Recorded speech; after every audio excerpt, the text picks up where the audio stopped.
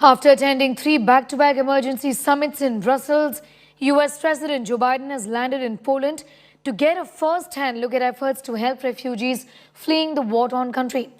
Biden has arrived in Rzeszów, which is hardly 160 kilometers away from the Ukraine border. After landing, U.S. President met with soldiers from the U.S. Army's 82nd Airborne Division. The soldiers have been stationed there as part of NATO's protection of the alliance's eastern flank. While talking to soldiers, he said, "You are quoting, you are in fact in the midst of a fight between democracies and oligarchs." Meanwhile, as Russia-Ukraine war enters day 31, Moscow continues to bomb key Ukrainian cities, including Kharkiv and Kiev.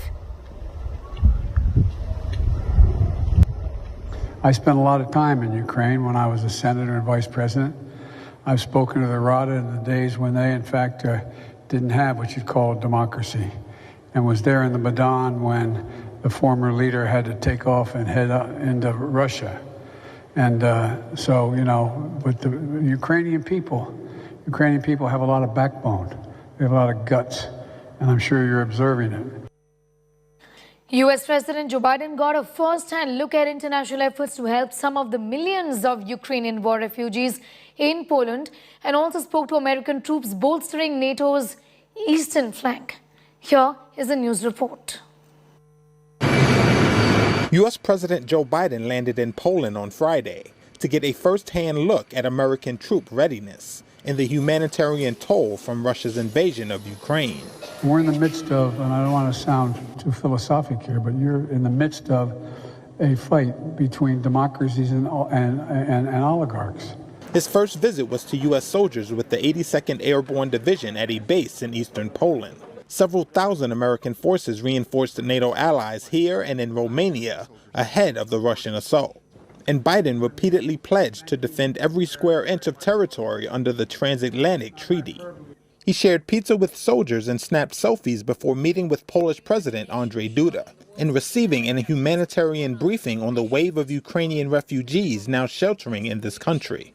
Poland has taken in nearly 2.25 million people fleeing violence in Ukraine, out of an estimated 3.7 million who have fled across borders over the last 4 weeks. Biden again accused Russian President Vladimir Putin of committing war crimes in Ukraine. The single most important thing that we can do from the outset is keep the democracies united in our opposition and our effort to curtail the devastation that is occurring at the hands of a man who I quite frankly think is a war criminal. Moscow calls its actions in Ukraine a special military operation to disarm its neighbor and denies its soldiers target civilians. Kyiv and its Western allies call it an unprovoked war of aggression and say Russia's true aim was to overthrow the government of what President Vladimir Putin regards as an illegitimate state. As Ukraine continues to stand tall and strong in spite of being bloodied and battered, Russian President Vladimir Putin has switched to a new plan. Russia now vows to liberate Donbass, as its defense military has said the first phase of Ukraine operation was successful. This comes days after Russia has set up a no-fly zone over Ukraine's Donbass. Russians even claim atrocities by Ukrainian government and forces in this region. Putin had said it had been a difficult decision to invade Ukraine. But the people of Donbass were not stray dogs. Remember, Donbass is crucial as Russia-backed separatists now controlled 93% of Ukraine's Luhansk region and also 54% of the Donetsk region. The two areas combined make up the Donbass region. Rajesh Pawar is getting us more details on that big international story he's tracking from the capital city of Kyiv. Rajesh, thank you for your time. Thank you for joining us. Do give us an idea about the current situation right now, even as we enter. Essentially, it's over a month of Russia's invasion of Ukraine that we have seen. What is the situation like? And talk to us a little about how the capital city of Kyiv is really holding up. Look, if you remember, I told 3 days back that Russian forces are not making any ground offensives anymore. and it looks like that they are preparing for a long haul. They are making the defenses outside Kyiv, and that's what has happened. Russia has announced that the first phase of its military operations is over, and it appears so on the ground. There have been no fighting around Kyiv on the ground for last almost now a week, and the air operations, which included missile attacks, rocket attacks, and attacks by artillery, has also almost ceased in last 24 to 30 hours. However, some progress on the ground has been made by Russian forces in the area of Donbass, which you just mentioned, Lugansk and Donetsk republics.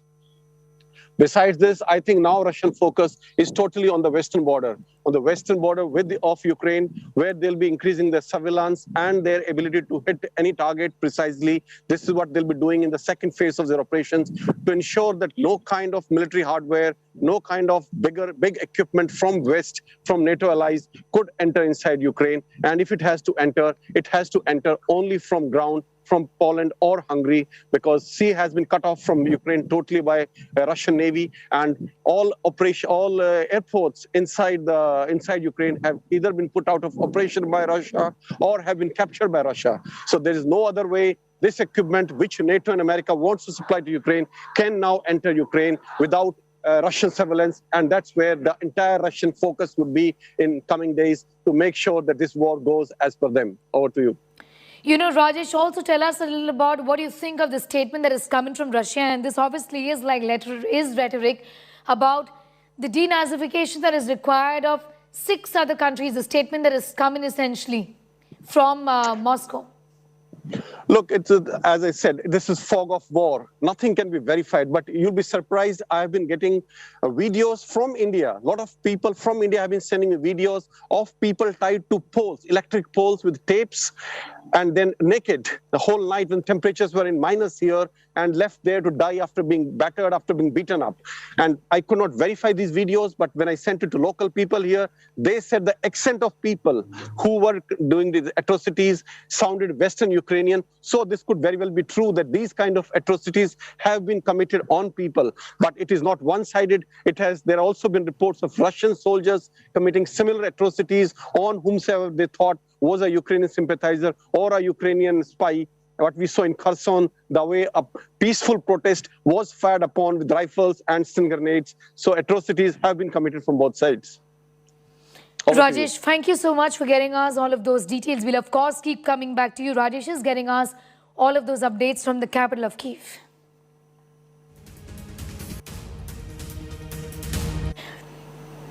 Well, hours after President Putin put his nuclear forces on the state of alert, several Russian submarines capable of carrying 16 ballistic missiles sailed into the North Atlantic. Tracked by Western militaries, the decision to send the submarines closer to European shores was seen by the British Navy chiefs as posturing and a warning rather than an actual threat. They returned towards Russia shortly after, and normal levels of activity resumed. Since then, Western intelligence agencies have kept a closer eye on Kremlin's nuclear arsenal, while Russia's use of strategic nuclear weapons of the sort carried by the submarines is still being viewed by most observers as unthinkable. Some analysts envisage a scenario in which shorter-range, lower-yield tactical nuclear. This is not the first time that Putin has hinted at using nuclear power. After the Russian troops invaded Ukraine, Putin on the 20th of February had said that Russia's nuclear forces are on high alert. Russian troops had also attacked premises of Zaporizhzhia, and also attempts are made to capture Chernobyl power plant. Well, muscle flexing on the part of Russia essentially continues. A warning after warning is coming about use of nuclear weapons. Well, many experts have viewed this mainly as posturing by Russia, and they have been in fact opining that there is much ado about nothing. These are unwarranted concerns. But remember, today is the day that marks 31 days of Russian invasion of Ukraine, where main capital city of Kyiv continues to hold up.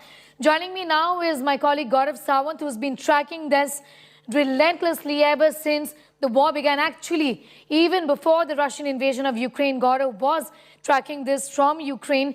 Gaurav, you are in Poland now. Essentially, important developments vis-a-vis the visit of US President Joe Biden, who's spoken to the soldiers, tried to boost their morale, talking about the fight between between democracies and oligarchs.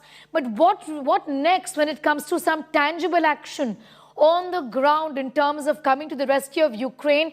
Just put this entire scenario into perspective. You know, that's the million-dollar question. What next? So the US president will be addressing humanitarian aid workers today. He would be meeting the president of Poland, President Duda, the prime minister of this country, the mayor of this place, and interacting with the human rights activists who've been providing aid to more than 3 million people who fled from Ukraine, and a large number of them are currently here in Poland. So yesterday, as you mentioned, he spent time with troops of the 82nd Airborne Division, had pizza with them. The effort was more to boost the morale of the country here, Poland. Poland is very apprehensive. Their apprehension is what's happening to Ukraine today will happen to them in the years to come in case Russia remains unchecked. And that is why you had a lot of references to the Tiananmen Square and Tiananmen Square squared, the way women and children and men in Ukraine are fighting against the Russian attack. But the fact remains, President Zelensky of Ukraine has demanded or has asked for more than 1,000 missiles every day. He wants 500 surface-to-air missiles, 500 anti-tank guided missiles every day till the time Russia stops this attack. Is US or are either the US and other NATO countries in a position to provide these missiles? He's also asked for fighter jets and declaration of no-fly zone along with deployment of peacekeepers on ground. And these major demands, peacekeepers on ground, denied. Fighter jets, denied. S-300 systems, no forward movement or no tangible forward movement as yet. So just with these UNLAWs or javelins and stingers, how long will Ukraine be able to fight the Russians at a time when the Russians are saying that part one of their mission, which is the east, the Donbass region, is done? Part 2 will be initiated, and that's actually scary with Russian nuclear-capable missiles now in the North Atlantic Ocean, of course being watched by the Americans. But the fact remains that the threshold appears to be increasing now. Watched by the Americans and also being watched by Russia, because Poland is hoping that this visit essentially, Gaurav, is going to underscore the point that the NATO countries are together, at least a message is going to be sent out. And that is one objective that Poland would want to be achieved with this crucial visit of the US president.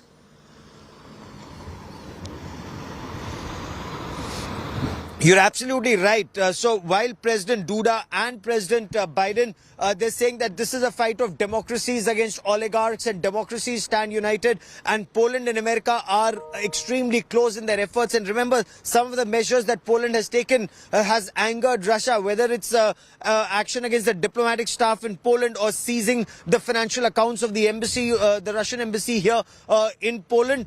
Certain measures taken by Poland have angered Russia, and that is why Poland also wants additional boots on ground, NATO boots on ground here in Poland, deployment of Patriot surface-to-air missiles and missile defense shield system to be put here. 82nd Airborne Division elements are here, but as of now, according to the Americans, they have 1 lakh soldiers, and that's a huge number. 1 lakh American soldiers or NATO soldiers in this region, not just in Poland, but in several other countries. There are 4 battle groups that are coming up in Latvia and Lithuania, in Hungary, in Romania. But many more, according to Poland, would be required to combat a belligerent Russia, because the situation in the weeks and months ahead could become extremely grim. Russia has so far not targeted the west as the western part of Ukraine as aggressively as it's gone after Mariupol or Kharkiv, for example. And if it goes after the west, which is Lviv or Ivano-Franko, where missiles have rained down in the past,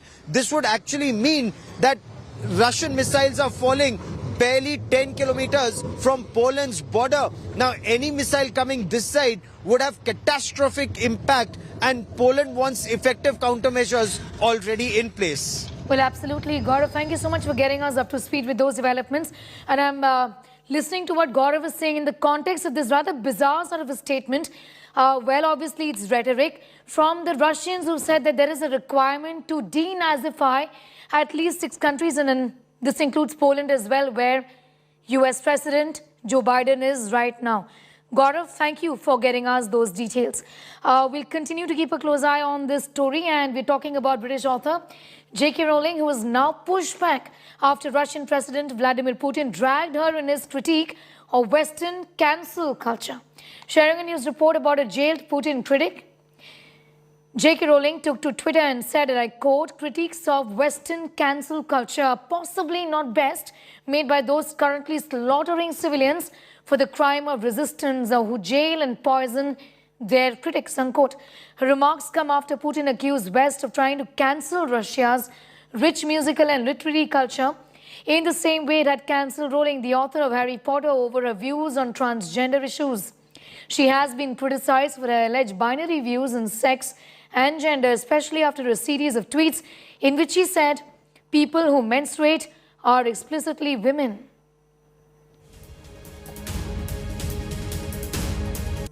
As Russians continue to bear the consequences of sanctions imposed by Western nations, President Vladimir Putin has accused the West of trying to cancel the Russian culture, referring to the cancellation of events involving Russian artists in some Western countries in recent weeks.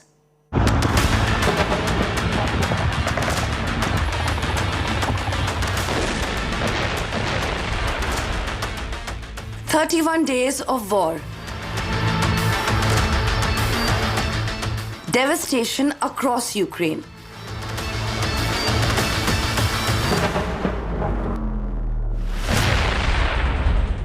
Putin unrelenting, unwilling to stop the carnage. Now, the Russian president is playing the victim. After starting a war that has seen the world turn against him, Putin is accusing the West of dirty tactics, of trying to wipe out Russian culture.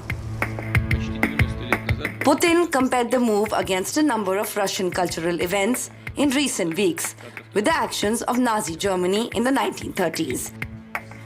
A number of events involving Russian cultural figures who have voiced support for the war have been cancelled.